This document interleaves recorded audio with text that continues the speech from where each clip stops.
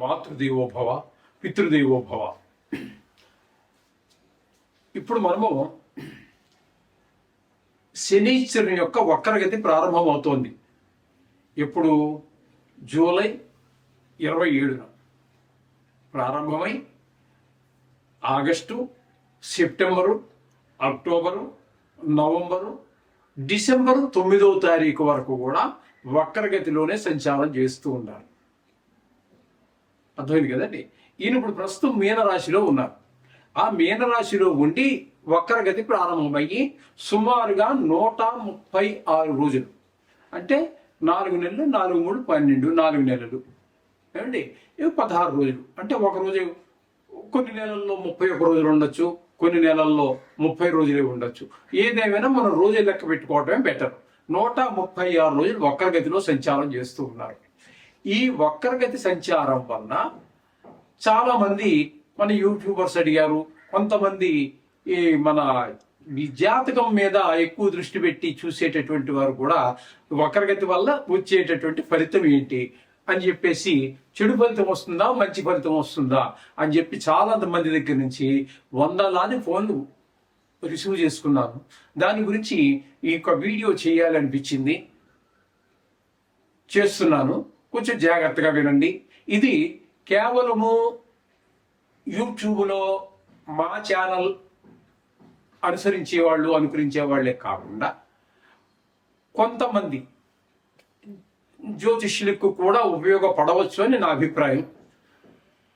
అది ఉపయోగపడితే చాలా సంతోషం కూడా. కాబట్టి ఇది కొంచెం జాగ్రత్తగా వినవలసినటువంటి విషయం. ఇక్కడ ఈయన మొత్తం మీద 136 రోజులు సంచారం చేస్తున్నారు. నిజానికి ఎప్పటి నుంచి ప్రారంభమవుతోంది? మనం జూలై 27న వక్రగతి ప్రారంభమవుతోంది. ఆ రోజున మీకు ఇంచుమించుగా ఇంతవరకు ఎవరు చెప్పనటువంటి విషయాలు చెప్తున్నాను అనుకో, తెలియదని కాదండి, వాళ్ళకి తెలిసి ఉండొచ్చు కాక, సమయాభావం కావచ్చు, మరి ఏదైనా కారణం కావచ్చు, వాళ్ళు చెప్పి ఉండనటువంటి విషయాన్ని మీకు నేను తెలియజేస్తున్నా. ఆ రోజున శని భగవానుడు 20 డిగ్రీల్లో ఉన్నాడు, మీనరాశిలో 20 డిగ్రీల్లో ఉన్నాడు. అక్కడ నుంచి వక్రగతి ప్రారంభమయ్యి డిసెంబర్ 9 వరకు వక్రగతిలో ఉంటున్నారు. ఆయన వెనక్కి నడుస్తూ ఉన్నారు. వక్రగతి అంటే ఏంటి? ముందుకు వెళ్ళడం కాకుండా వెనక్కి రావడం. అలా వచ్చి వచ్చి వచ్చి ఎక్కడి వరకు అంటే డిసెంబర్ 9వ తారీఖు వరకు. అక్కడికి వచ్చినప్పటికి 20 డిగ్రీల్లో ఉన్నాడని మొదట మనం చెప్పుకున్నాం కదా. ఆ 20 డిగ్రీ నుంచి 13 డిగ్రీల్లోకి వస్తున్నారు. అంటే ఇవన్నీ ముందు నడుచుకుని వెళ్ళిపోయారు ఆయన. ఈ 13 డిగ్రీ నుంచి అలా ముందుకు వెళ్ళిపోయి 20 దగ్గరకు వెళ్ళారు. ఆ వెళ్ళినటువంటి ఆయన మళ్ళీ వక్రగతి కారణంగా, అంటే నిజానికి వక్రగతి అంటూ ఉండదు, అది మనకి కనిపించే విధానం. ఎందుకంటే ఒక్కొక్క గ్రహానికి ఒక్కొక్క ఓర్బిట్ ఉంటుంది కాబట్టి ఆ ఓర్బిట్లో తిరిగినప్పుడు చిన్న ఓర్బిట్ ఉన్న గ్రహం త్వరగా ముందుకు వెళ్తుంది కాబట్టి ఇది వెనక్కి వెళ్ళినట్టు కనిపిస్తుంది. కానీ నిజానికి ఏ గ్రహానికి కూడా వక్రగతి అనేది రాహుకేతువులు తప్పితే దేనికి లేదు. కాబట్టి ఇక్కడ శనీశ్వరుడికి వక్రగతి లేదు, కానీ వెనక్కి వస్తున్నట్టుగా మనకు కనబడుతుంది. కాబట్టి ఫలితాల్లో కూడా మార్పులు ఉంటాయి. ఎంతవరకు ఉంటాయి ఫలితాల్లో మార్పులు అన్నట్టయితే, 13 డిగ్రీల నుంచి 20 డిగ్రీల వరకు వెళ్ళాడు కదండి. ఈ ఫలితాలన్నీ అతని అనుభవంలోకి వచ్చేసాయి. ఏ జాతకుడు అయితే ఉన్నాడో ఆ జాతకుడికి శని ప్రభావం వల్ల వచ్చినటువంటి ఫలితాలు మంచి కావచ్చు, చెడ్డ కావచ్చు, అనుభవంలోకి వచ్చాయి. కానీ ఇప్పుడు 20 నుంచి మళ్ళీ 13కి వెనక్కి వస్తున్నాడు కాబట్టి ఈ అనుభవించినటువంటి అనుభవాలు ఏవైతే ఉన్నాయో అవి మరలా పునరావృతం అవుతాయి. అయితే ఇక్కడ చాలా మంది, నేను యూట్యూబ్లో విన్నాను, చాలా మంది చెప్పినటువంటి విషయం ఏంటంటే, వక్రగతి ఉన్నట్టయితే వెమ్మటే ఇంకా ఆలోచించలేదు, వెనక రాశి యొక్క ఫలితాలు చెప్పేస్తున్నారు. అది కరెక్ట్ కాదు. కరెక్టే ఒక రకంగా. ఎలాగా? ఆయన గనక 13 కూడా కాకుండా ఇంకా వెనక్కి వచ్చి కుంభరాశిలోనికి ఆయన కుంభరాశిలోనికి మరలా ప్రవేశిస్తే రాశి మారుతోంది, అప్పుడు ఫలితాలు మారుతాయి. ఇప్పుడు 20 దగ్గర ఉన్నది 13 డిగ్రీలు 20 డిగ్రీలు ఇవన్నీ కూడా మీనరాశిలోనే ఉన్నాయి కాబట్టి ఫలితం మారేటటువంటి అవకాశం లేదు. కొన్ని సందర్భాల్లో మారుతుంది. ఆయనతో పాటుగా అదే మీనరాశిలో శనితో పాటుగా ఉన్నటువంటి గ్రహాలు ఏవైతే ఉన్నాయో ఆ ఆ గ్రహాల యొక్క ఫలితాలు కూడా కొద్దిగా మారేట అవకాశం. అది కూడా రాశి మారలేదు కాబట్టి ఆ డిగ్రీల్లో వచ్చేటటువంటి తేడాను బట్టి కొంచెం మారే అవకాశం ఉంటుంది. ఆయనతో ప్రస్తుతం ఇక్కడ శనితో పాటుగా మరొక గ్రహం ఏదీ లేదు కాబట్టి దాని గురించి మనం చర్చించవలసినటువంటి అవకాశం కూడా ఏమీ లేదు. ఇది శని యొక్క వక్రగతి, దానివల్ల వచ్చే ఫలితాలు. యాజ్ ఇట్ ఈస్ గా ఎలాగైతే ఉందో అలాగే శని మీనరాశిలో ఉన్నప్పుడు ఇచ్చేటటువంటి ఫలితాలనే మనం చెప్పుకోవాలి. నో డౌట్, మీకు ఏ విధమైన అనుమానం అక్కర్లేదు. అర్థమైంది కదండి. అందుచేత శని భగవానుడి ఫలితాలు మామూలుగా ఉన్నప్పుడు ఏ ఫలితాలు అయితే ఉన్నాయో అవే ఫలితాలనే మనం చెప్పుకుంటున్నాం. ఆయనతో పాటు ఏ గ్రహము లేదు. కానీ మీకు పునరావృతం అవుతున్నాయి. 13లో ఉన్నప్పుడు డిగ్రీలో ఉన్నప్పుడు ఏ అనుభవాలు ఉన్నాయో 20లోకి వచ్చాక అవన్నీ మీకు అనుభవంలోకి వచ్చేసాయి. కానీ మళ్ళీ ఆ అనుభవాలు పునరావృతం అవుతున్నాయి. ఇది గుర్తుపెట్టుకోండి. ధనురాశి వారికి చతుర్థ స్థానంలో ఉన్నటువంటి అంటే మీనరాశిలో సంచరించేటటువంటి శనీశ్వరుని యొక్క ప్రభావం ఏ విధంగా ఉంటుంది?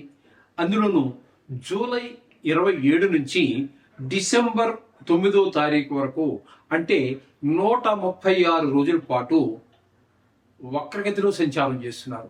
దీని వలన ఫలితాల్లో ఏమైనా మార్పులు చేర్పులు ఉంటాయా? ఉంటే ఏ విధంగా, మంచివా చెడ్డవా? ఒకవేళ చెడ్డ ఉంటే పరిష్కారం ఏంటి, మంచి ఫలితాలే ఉంటే ఏం చేసుకోవాలి అనేటటువంటి విషయాల్ని మనం క్షుణ్ణంగా సశాస్త్రీయంగా తెలుసుకునే ప్రయత్నం చేద్దాం. ఓకే, దానికి ఏదో ఇందులో నా సొంత కవిత్వం కానీ నా పైత్యం కానీ ఉండదు. లేనిపోని కల్పించి చెప్పి మమ్మల్ని పరచవలసినటువంటి అవసరం నాకు లేదు. అలాగే భయభ్రాంతులను చేసేసి ఏవో జపాలు పెట్టాలి, ఏవో చేసేయాలి, ఎంతో కొంత ఆర్జించాలి, ధనార్జన చెయ్యాలి అనేటటువంటి కుత్సితమైనటువంటి ఆలోచన కూడా మాకు లేదు. శాస్త్రంగా చెప్పడమే మా యొక్క ధ్యేయము. అందుకోసమే మా ఈ ఛానల్ పెట్టబడింది. కాబట్టి మీరు జాగ్రత్తగా శ్రద్ధగా వినండి. ఇక్కడ 4వ స్థానంలో అంటే ధనువు రాశికి మీనరాశి చతుర్థం అవుతుంది. చతుర్థ స్థానంలో ఉన్నప్పుడు ఇక్కడ నిజానికి వక్రగతి ప్రారంభం అయ్యే నాటికి ఆయన 20 డిగ్రీల్లో ఉన్నారు శని భగవానుడు. అక్కడి నుంచి వక్రగతి ప్రారంభమై వెనక్కి 19, 18, 17, 16, 15, 14, 13 డిగ్రీల దాకా వస్తున్నారు. వచ్చిన తర్వాత మళ్ళీ రుజుమార్గంలోకి వెళ్ళిపోతారు. ఈ రుజువు ఇక్కడ ఈ వక్ర ఉన్నటువంటి ఈ 136 రోజుల్లోనూ ఫలితాలు ఏమైనా తేడా ఉంటాయా అంటే ఆల్రెడీ మీరు అనుభవించేశారు ఈ ఫలితాలని.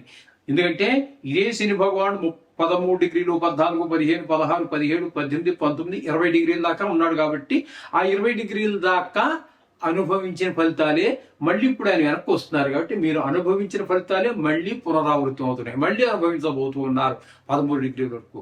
అయితే ఆయన మరీ వెనక్కి వచ్చేసి కుంభంలో ప్రవేశించలేదు, అదే రాశిలోనే ఉన్నారు. కాబట్టి అక్కడ మీకు ఇదివరకు అనుభవించిన ఫలితాలే మళ్ళా అనుభవించవలసి వస్తుంది. ఇంతేనా? మిగతా ఏమి తేడా లేవా? ఉంటాయి కొన్ని సందర్భాలలో. ఆయనతో పాటుగా శనితో యుతి ఉండి వేరే ఏదైనా 1 కానీ 2 కానీ 3 కానీ గ్రహాలు ఉన్నట్టయితే అప్పుడు ఫలితాలు వాటికి కూడా కొంతవరకు వర్తిస్తాయి. ఇప్పుడు శనీశ్వరుడితో పాటుగా ఏ ఒక్క గ్రహము యుతి లేదు, కలిసి లేదు. కాబట్టి ఆయన ఇచ్చే ఫలితాలు ఆయన ఇస్తాడు. వక్రగతి ద్వారా ఆయన విశేషంగా ఇచ్చేటటువంటి ఫలితం శూన్యం, ఏమీ లేదు. మామూలుగా ఇచ్చేటటువంటి ఫలితం మంచిదైతే మంచిది, చెడ్డదైతే చెడ్డది, అంతేగాని విశేషంగా ఏ ఫలితము లేదు. ఇక్కడ దీన్ని అర్ధాష్టమ శని అంటారు. అర్ధాష్టమ శని అనేటప్పటికీ 4, అష్టమ అంటే 8, అర్ధ అంటే సగం, 8లో సగం 4. దీన్ని మామూలుగా మనం సుఖస్థానం అనుకుంటాం. వాటన్నిటికీ ఎఫెక్ట్ పడుతుంది, వాటన్నిటికీ దుష్ప్రభావం చూపిస్తుంటుంది.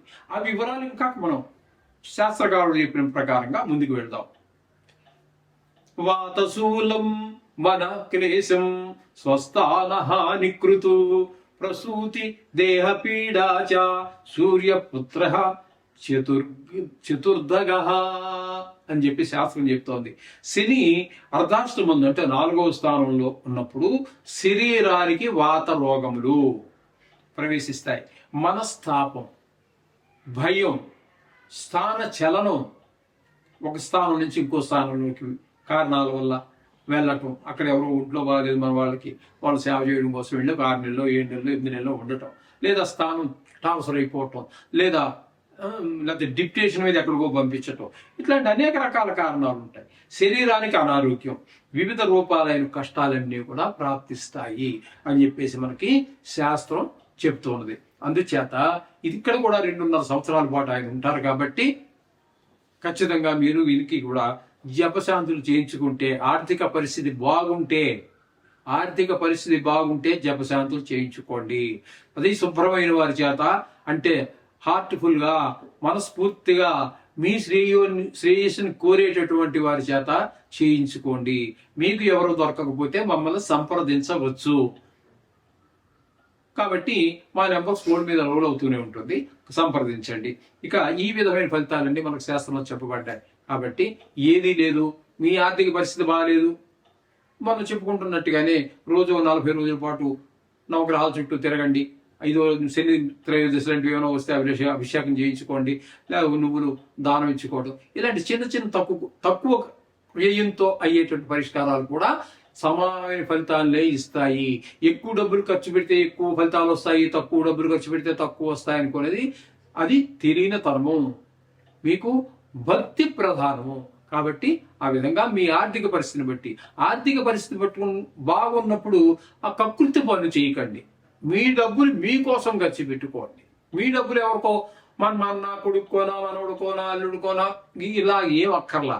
మీ డబ్బులు మీకు ఉపయోగించుకున్న తర్వాత ఇవన్నీ, వాళ్ళు చిన్నపిల్లలుగా ఉండి అవివాహితులుగా ఉంటే, మీ పిల్లవాడు ఇంకో దారిలో పడకపోతే, మీ పిల్లకి వివాహం కాకపోతే, అలాగే భార్యకి మనకి కావాల్సిన ఉంచుకోండి. అవి దాటి ఉన్నప్పుడు కకృతి పని చెయ్యదు. దానివల్ల రాజుల సొమ్ము రాళ్ల పాలు అన్నట్టుగా తయారవుతాయి ఇవన్నీ. మనం కష్టపడి మనకి కాకుండా ఏదో పెట్టాల్సిన అవసరం లేదు.